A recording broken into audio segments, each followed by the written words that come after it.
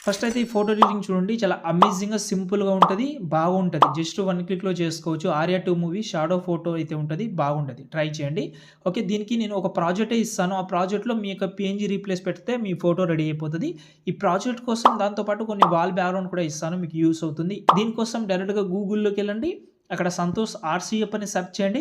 ఈ సైట్ అయితే ఓపెన్ చేసిన తర్వాత పైన సెర్చ్‌లో పెడితే PH92 అని సెర్చ్ చేయండి. దాని తర్వాత ఈ ఆర్టికల్ అంటే ఈ థంబ్‌నెయిల్ ఓపెన్ చేసి కిందకొస్తే ఇక్కడ మీకు 4 ప్రాజెక్ట్ ఉంటది.